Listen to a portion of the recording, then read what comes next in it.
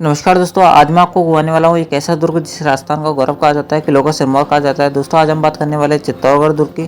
चित्तौड़गढ़ दुर्ग मेसा के पठार पर स्थित एक दुर्ग है जो कि गंभीरी और बेडस नदी के संगम पर बना हुआ है। चित्तौड़गढ़ दुर्ग की हम बात करें तो चित्तौड़गढ़ दुर्ग 8 किलोमीटर लंबा तथा 2 किलोमीटर चौड़ा है। चित्तौड़गढ़ दुर्ग 700 एकड़ एरिया में फैला हुआ है। चित्तौड़गढ़ दुर्ग राजस्थान के इतिहास में नहीं बल्कि भारत के इतिहास में भी एक महत्वपूर्ण योगदान रखता है। चित्तौड़गढ़ दुर्ग का निर्माण मान मौर्य ने करवाया था और कहा जाता है कि इसको मान मौर्य ने बप्पा रावल को सौंप दिया था, परंतु कवि राजा श्यामल दास मानते हैं कि इसका निर्माण चित्रांगद ने करवाया था।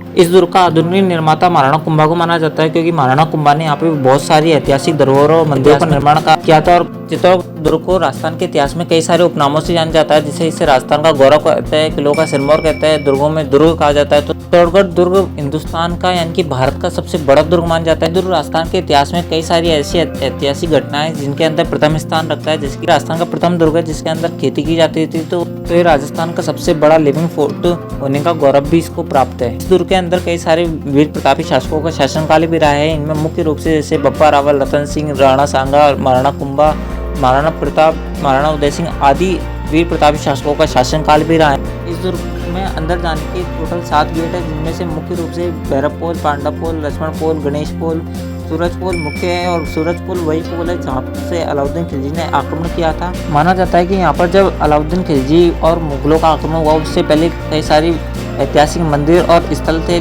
लेकिन उनके आक्रमण के तत्पश्चात उन्होंने कई सारे यहाँ पर नरसंहार किए और मंदिरों और ऐतिहासिक स्थलों को नष्ट कर दिया। इस दुर्ग ने राजस्थान के इतिहास के सर्वाधिक साके भी सहे हैं। इस दुर्ग में टोटल 3 साके हुए, जिनमें से प्रथम साका 1303 ईस्वी में हुआ जब अलाउद्दीन खिलजी ने राणा रतन सिंह पर आक्रमण किया था। जब राणा रतन सिंह ने यहाँ पर केसरी किया तथा उनकी पत्नी पद्मिनी ने अग्निजौर भी यहीं पर किया। और माना जाता है कि रानी पद्मिनी ने अपनी 16,000 दासियों के साथ में यहाँ पर अग्निजौर किया था।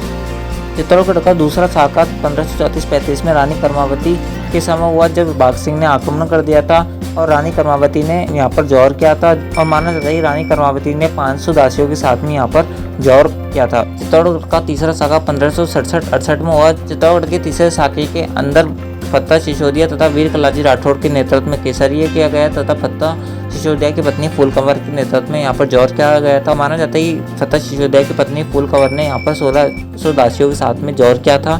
चित्तौड़गढ़ दुर्ग में ही पन्ना दाई जैसी दायमा भी हुई है, जिसने अपने पुत्र चंदन का बलिदान दे दिया था जब उड़ना राजकुमार पुत्र बनबीर उदय सिंह की हत्या करने जा रहा था तथा पन्ना दाई ने उदय सिंह को सुरक्षित किरत बारी की सहायता से कुंभलगढ़ भेज दिया था और मेवाड़ का जो वंश है वो आगे बढ़ाया था।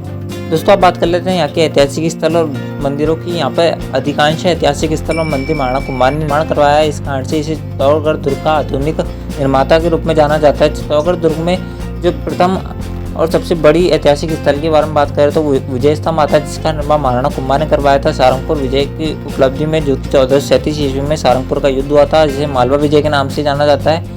चित्तौड़गढ़ दुर्ग के अंदर विजय स्तंभ पड़ता है। विजय स्तंभ का जो शिल्पी था वो जैता कोमा पामा पूंजा माना जाता है।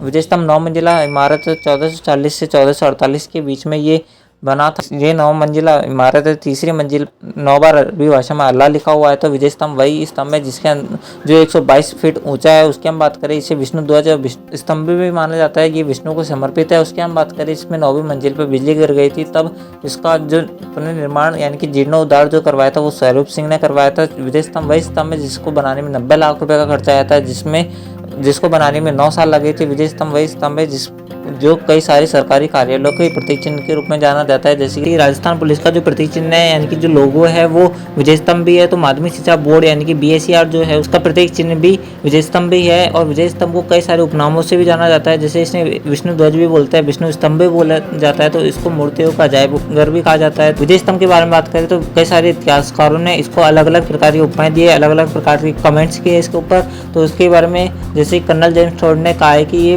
कुतुब मीनार से भी श्रेष्ठ है, तो भरगवी सर ने इसे अपने रोम की टार्जन टावर से इसकी तुलना की है। तो और भी इसको कई सारे नामों से जाना जाता है, कई सारी उपाधियां इसको प्राप्त है। उसके विजय स्तंभ पर कीर्ति स्तंभ प्रशस्ति भी लिखी गई है और विजय स्तंभ एक विजय का प्रतीक है। विजय स्तंभ के सामने कीर्ति स्तंभ स्थित है। कीर्ति स्तंभ का निर्माण जिजाग ने करवाया था, जो कि प्रथम जैन तीर्थंकर आदिनाथ को समर्पित है। कीर्ति स्तंभ की ऊंचाई 75 फीट है। तो कीर्ति स्तंभ पर विजय स्तंभ प्रशस्ति लिखी गई है, जो एक अपने आप में अद्भुत नमूना है। दोस्तों आप बात कर लेते हैं चित्तौड़गढ़ के प्रमुख ऐतिहासिक मंदिर स्थलों की। चित्तौड़गढ़ के अंदर प्रथम मंदिर जो सबसे पहला आता है वो मीरा मंदिर आता है। मीरा मंदिर को कुंभस्वामी मंदिर के नाम से जाना जाता है। कुंभा स्वामी मंदिर का निर्माण महाराणा कुंभा ने करवाया था।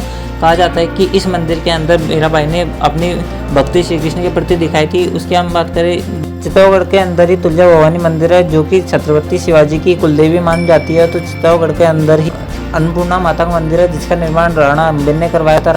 राणा अम्बिर रणथंभौर के वीर प्रतापी शासक थे जिन्होंने अलाउद्दीन खिलजी से डटकर सामना किया था। और राणा अम्बिर वही इंसान है जिन्होंने रणथंभौर में इस खंभों की छतरी यानी कि न्याय की छतरी भी रणथंभौर के अंदर बनवाई थी। राजस्थान के 7 दुर्गों को 21 जून 2013 को यूनेस्को ने अपनी विश्व धरोहर की सूची में शामिल किए थे, जिनमें चित्तौड़गढ़ का भी नाम मिलता है।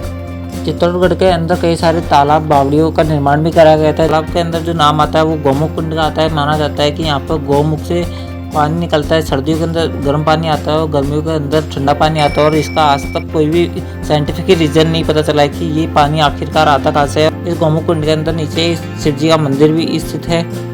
इस दुर्ग में अन्य कई सारी और बावड़ियाँ और तालाब भी स्थित है, जिनमें मुख्य रूप से गीतेल बावड़ी, कातन बावड़ी, जयमल फत्ता तालाब, गोमुख कुंड है, हाथी कुंड है, सूर्य कुंड है, भीमतल कुंड है आदि इस दुर्ग के अंदर तालाब और कुंड स्थित है। चित्तौड़गढ़ के अंदर अन्य कई सारे मंदिर भी स्थित है, जिनमें मुख्य रूप से सतवीस देवरी श्रृंगार चबरी मंदिर है।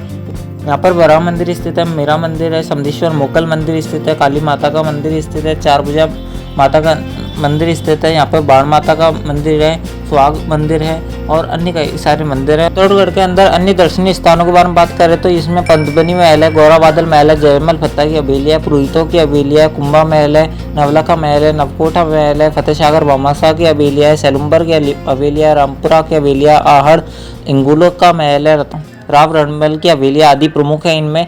उसके हम बात करें, चित्तौड़गढ़ दुर्ग ने अपने ऐतिहासिक काल के अंदर कई सारे आक्रमण भी सहे हैं, जिनमें सबसे पहला जो इस दुर्ग पर आक्रमण किया था यानी चित्तौड़गढ़ दुर्ग पर सबसे पहला आक्रमण अफगानिस्तान के मामू ने किया था। 8वीं सदी के अंदर 734 ईस्वी में मान मौर्य से बपर रावल ने इसे छीन लिया था। उसके बाद में इस दुर्ग पर कई सारे निर्माण कार्य हुए। इस दुर्ग में शासन करने वाले शासकों की प्रमुख युद्धों के बारे में बात करें तो इनमें सबसे पहला और प्रमुख युद्ध जो आता है 1437 ईस्वी में सारंगपुर का युद्ध आता है, जो कि महाराणा कुंभा द्वारा किया गया था मालवा विजय के लिए। और उसी विजय के उपलक्ष्य में विजय स्तंभ का निर्माण किया गया था। यहाँ की दूसरी सबसे प्रतापी शासकों में नाम महाराणा सांगा का आता है। महाराणा सांगा ने 1526 में बयाना का युद्ध लड़ा था बाबर के विरुद्ध में, जिसमें सांगा की विजय हुई थी। और दूसरा उसके बाद में अगले साल 1527 ईस्वी में खानवा का युद्ध किया था, जिसमें महाराणा सांगा की हार हो गई थी। उसके बाद में यहाँ के वीर प्रतापी शासकों में महाराणा उदय सिंह का नाम आता है, महाराणा प्रताप का नाम आता है। महाराणा प्रताप ने 1576 ईस्वी में हल्दीघाटी का युद्ध किया था, जिसे खमनोर का युद्ध कहा जाता है, मेवाड़ की थर्मोपल्ली कहा जाता है, गोगुंदा का युद्ध कहा जाता है। 18 जून 1576 को महाराणा प्रताप ने हल्दीघाटी का युद्ध किया था, लेकिन गौरीशंकर ओझा इसे 21 जून 1576 मानते हैं। चित्तौड़गढ़ नाई केवल वीर वीरांगनाओं की कर्मस्थल रही है, अपितु यहाँ पर चेतक रामप्रसाद जैसे हाथी घोड़ों की भी कर्मस्थली रही है। इन्होंने अपनी जान की बात लगाकर यहाँ के जो शासक थे उनको बचाया है। जैसे चेतक ने अपनी भाला रख जाने के बाद में भी अपनी जो महाराणा प्रताप को युद्ध भूमि से दूर ले जाके उनको सेव किया था और उनको बचाया था। उसके बाद में राम प्रसाद जैसे हाथी हुए, जो कि महाराणा प्रताप का प्रिय हाथी में से एक था। कहा जाता है कि महाराणा प्रताप अपने जीवन काल में कभी भी रोए नहीं थे, उनके आंख से कभी भी आंसू नहीं निकले थे, लेकिन जब चेतक की मृत्यु हुई थी तब उनके आंखों से आंसू निकल आए थे। चित्तौड़गढ़ के अंदर कई सारे और भी दर्शनीय स्थल मंदिर थे, लेकिन अलाउद्दीन खिलजी ने पद्मिनी के नाम मिलने पर यहाँ पे जितने भी मंदिर थे, यहाँ पे जितने भी ऐतिहासिक स्थल थे, सबको ध्वस्त कर दिया था। अमीर खुसरो कहता है कि यहाँ पर 30,000 से ज्यादा लोगों का नरसंहार हुआ था। उसके बाद में अन्य जो आक्रमणकारी आए उन्होंने भी ऐसा ही किया और कई सारे जो मंदिर थे और ऐतिहासिक स्थल थे उनको तोड़ दिया था। चित्तौड़गढ़ से निकटतम हवाई अड्डा डुबुक हवाई अड्डा है, जो कि उदयपुर में पड़ता है, जो कि 90 किलोमीटर की दूरी पर अवस्थित है। चित्तौड़गढ़ रेलवे मार्ग से भी जुड़ा हुआ है, जहाँ से लगभग हर राज्य से, हर जिले से ट्रेन आती है। और यहाँ पे चित्तौड़गढ़ एक खुद अपने आप में जंक्शन है। चित्तौड़गढ़ के अगर खान पान के बारे में बात करें तो यहाँ पर दाल बाटी चूरमा बहुत ज़्यादा फेमस है। चित्तौड़गढ़ का जो कीवी फल होता है वो बहुत ज़्यादा फेमस है। चित्तौड़गढ़ को घूमने का असली मज़ा ठंड के मौसम में आता है, क्योंकि गर्मियों में यहाँ पे बहुत ज़्यादा गर्मी होती है, जिस कारण से आप सही तरह से यहाँ पे घूम नहीं पाते हो। चित्तौड़गढ़ के अंदर कई सारी और भी विशेषता है। तो दोस्तों आज की इस वीडियो के अंदर बस इतना ही। दोस्तों अगर आपको चित्तौड़गढ़ दुर्ग के बारे में हमारे द्वारा दी गई जानकारी अच्छी लगी तो नीचे जो लाइक का बटन है उसे जोर से दबा देना एंड चैनल को सब्सक्राइब कर लेना। और अपने उन भाई बहनों और अपने जो राजस्थान के या फिर आपके अदर स्टेट के और भी जो रिलेटिव है या फ्रेंड्स है उनको ज़रूर शेयर करना और उनको बताना कि हमारा राजस्थान के अंदर भी एक ऐसा किला है जिस पर हम हमेशा गौरवान्वित महसूस करते हैं। और अगर आपको चित्तौड़गढ़ के बारे में चित्तौड़गढ़ दुर्ग के बारे में अगर हमसे कोई बात छूट गई हो जो हम इस वीडियो के अंदर नहीं बता पाए हो तो आप हमें कमेंट्स में बता देना। Thanks for watching, thank you. दोस्तों आप हमें कमेंट में ज़रूर ये भी बताना कि आपको नेक्स्ट जिला यानी कि अगला वीडियो किस दुर्ग के बारे में या किस जिले के बारे में चाहिए। Thanks for watching, thank you. मिलते हैं किसी नेक्स्ट वीडियो के अंदर। के लिए जय हिंद, जय भारत।